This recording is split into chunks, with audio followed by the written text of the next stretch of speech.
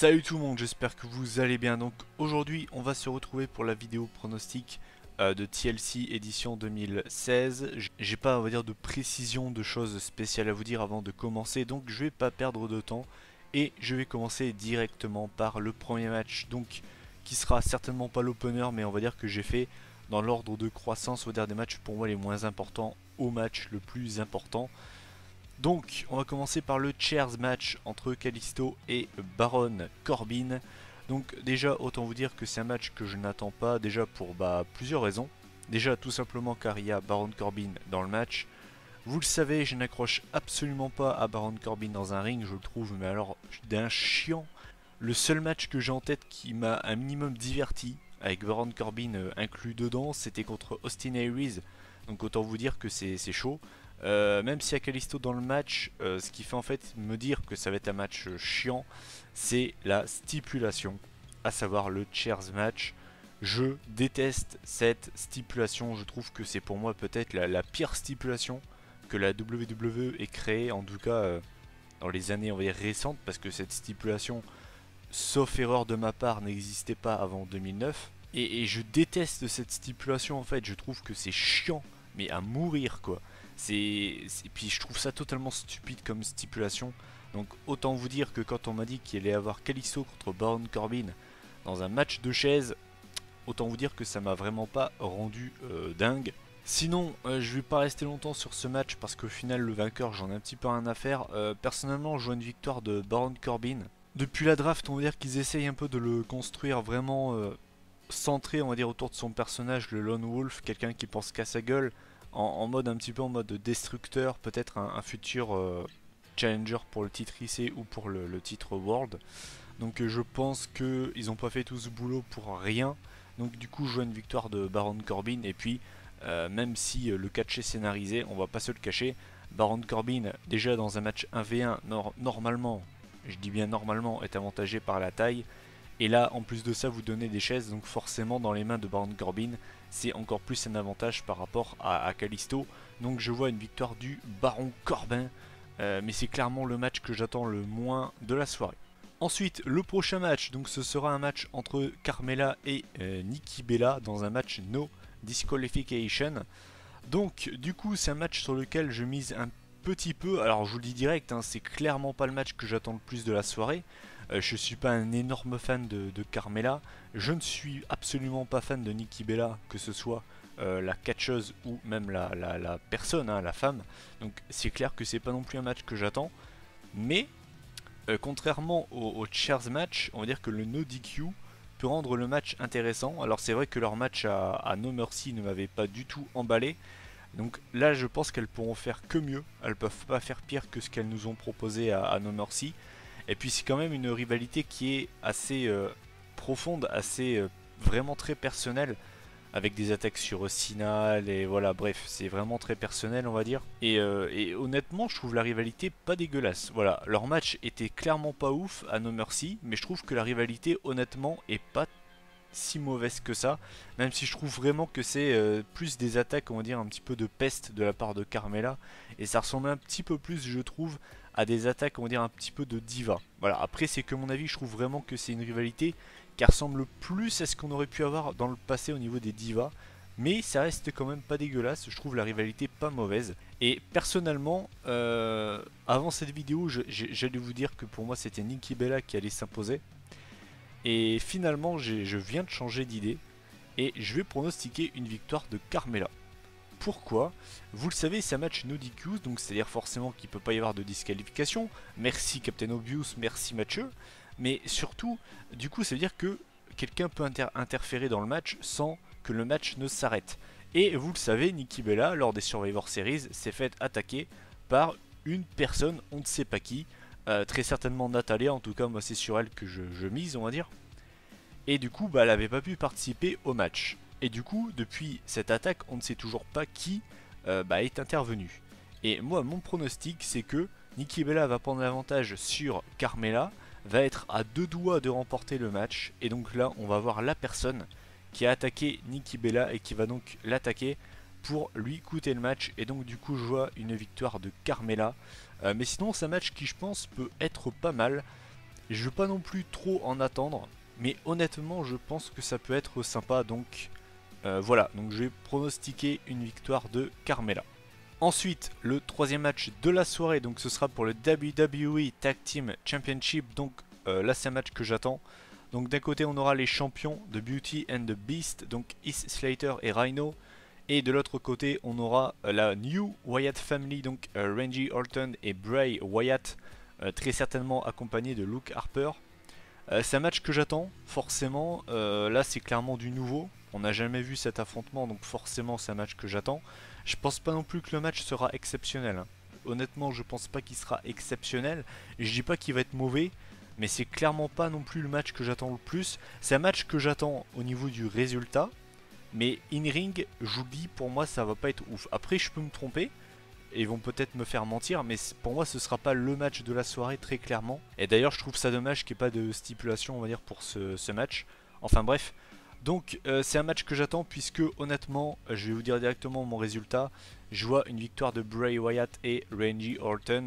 Pourquoi c'est un match que j'attends beaucoup au niveau du résultat? Tout simplement, je pense que vous le savez, j'aime beaucoup Bray Wyatt depuis 2013, depuis même août 2013, il est dans le main roster. Et ça va faire plus de 3 ans que le mec est à la WWE et il n'a toujours pas gagné le moindre titre. Ça pose quand même... c'est un problème, quoi. Je veux dire, vous le savez, j'adore Bray Wyatt. Pour moi, ça fait longtemps qu'il aurait déjà dû gagner un titre, que ce soit mineur ou surtout pour moi majeur. Et clairement, j'espère vraiment qu'il va gagner. Après, honnêtement, je pense pas qu'ils ont fait toute cette build-up autour de la New Wyatt Family pour échouer, on va dire, pour les ceintures par équipe.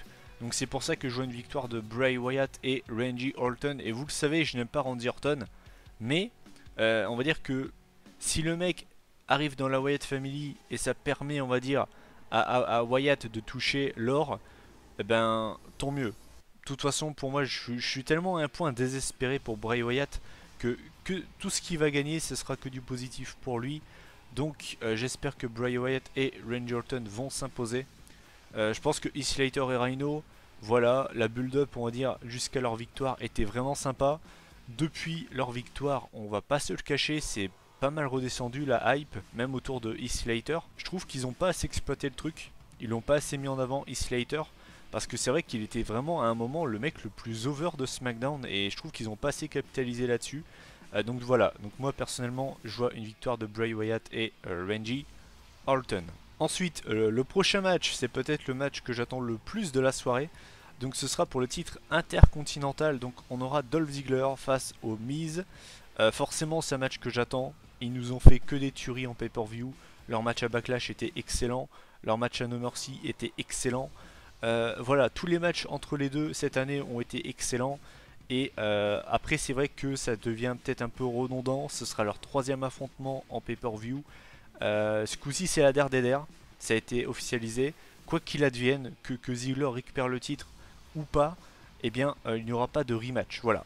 Si le Miz repart champion, Ziggler n'aura plus d'opportunité, même si Maryse triche et tout ce que vous voulez. Et même si Ziggler récupère le titre, eh bien le Miz n'aura plus sa chance pour le titre intercontinental. Et on va pas se le cacher, c'est une très bonne chose. C'est ce qu'ils auraient dû faire entre Sasha Banks et Charlotte depuis très longtemps. Note à part, donc forcément c'est un match que j'attends énormément. Et au niveau du résultat, honnêtement, je vois pas le Miz perdre le titre en fait. J'aimerais pas en tout cas. C'est vrai que j'aime pas les parties de ping-pong entre les catcheurs, vous le savez. C'est aussi pour ça que je déteste actuellement la rivalité Sasha Banks-Charlotte. Et j'aimerais pas que ça fasse la même chose entre le Miz et Ziggler. Je pense que le Miz devrait garder le titre. Je pense d'ailleurs qu'il n'aurait jamais dû le perdre, même face à Ziggler, malgré tout ce qui avait été construit autour, qui avait été très bien fait d'ailleurs. Je pense que le Miz n'aurait pas dû perdre le titre et ce serait dommage en tout cas qu'il reperde le titre face à Ziggler. Même si c'est vrai que, en m'ayant fait la réflexion, après Ziggler, honnêtement, je vois pas qui va venir défier le Miz en fait. Peut-être Ambrose. Peut-être, ouais, peut-être Ambrose. Allez, je vais poser mes couilles sur la table, je vais dire que le prochain challenger du Miz ce sera Dean Ambrose, parce que c'est vrai qu'à part lui, je vois pas qui en face peut venir challenger le Miz. Peut-être Apollo Crews, mais ce sera du déjà vu. Donc c'est aussi ça qui me fait douter. Mais voilà, je vois une victoire du Miz et je pense qu'on aura un excellent match. Peut-être le meilleur match de la soirée. En tout cas, je pense pas qu'il fera tâche par rapport à leur 2 matchs précédents, donc à No Mercy et Backlash. En tout cas, voilà, c'est une rivalité qui aura été excellente. Vraiment, il n'y a pas à chier là-dessus. Entre deux mecs qui sont potes dans la vie, qui se connaissent parfaitement.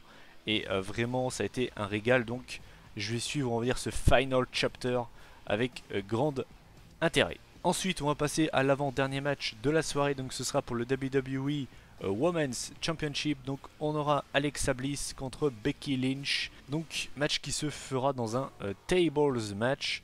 Ils ont annoncé vraiment la stipulation à la toute dernière seconde.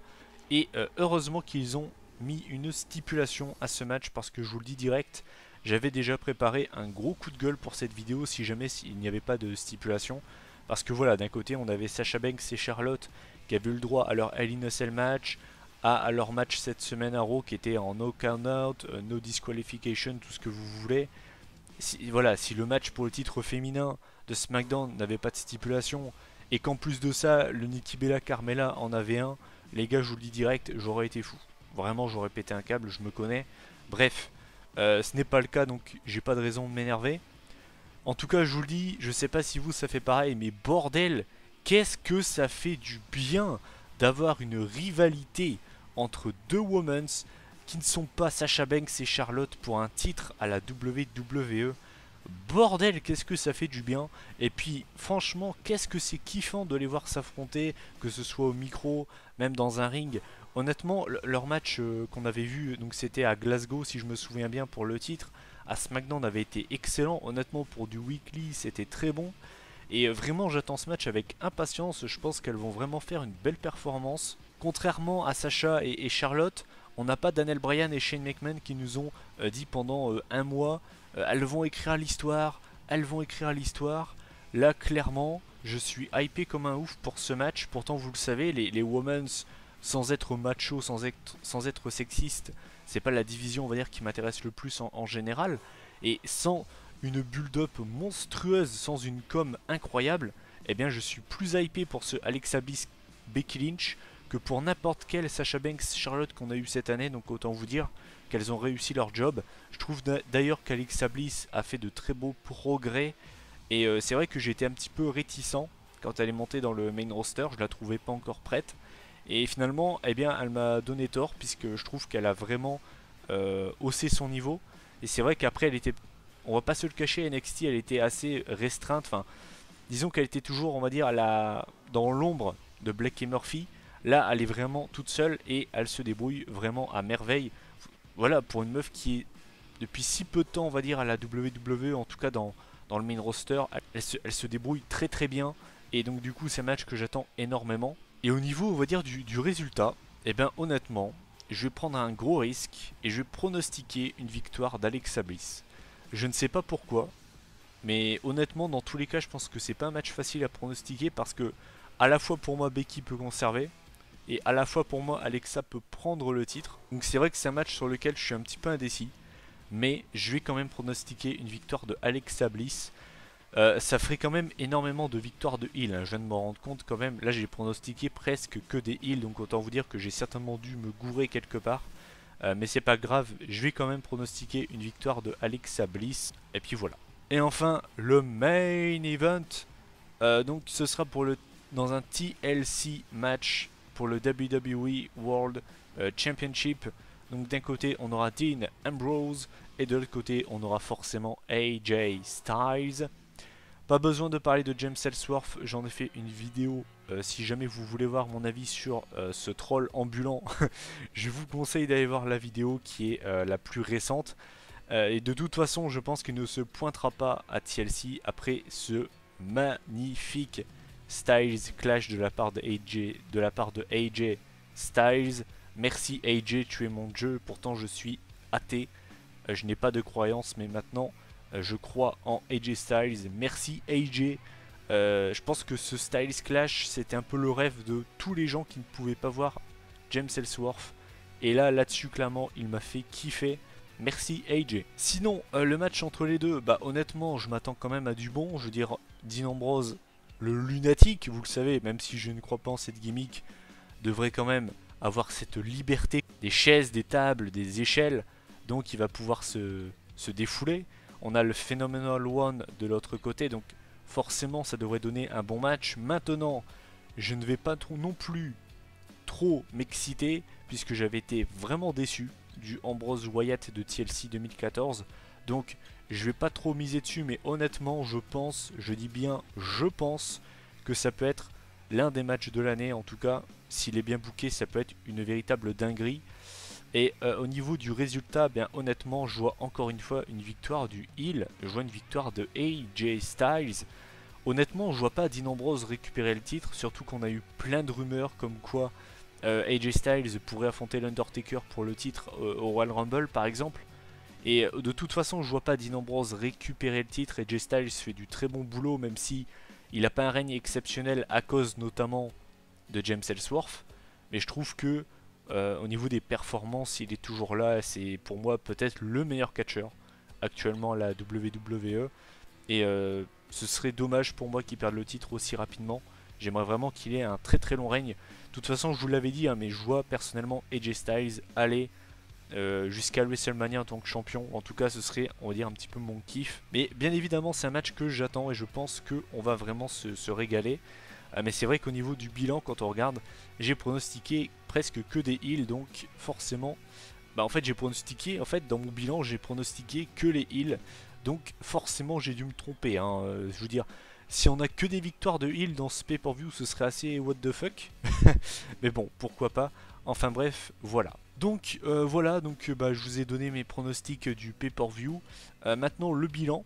Qu'est-ce que j'en attends de ce pay-per-view? Est-ce que je l'attends déjà? Eh bien c'est un pay-per-view que j'attends. Honnêtement c'est un pay-per-view que j'attends. Les seuls, on va dire les deux matchs que j'attends le moins, c'est le Carmella Nikki Bella et le Kalisto Baron Corbin.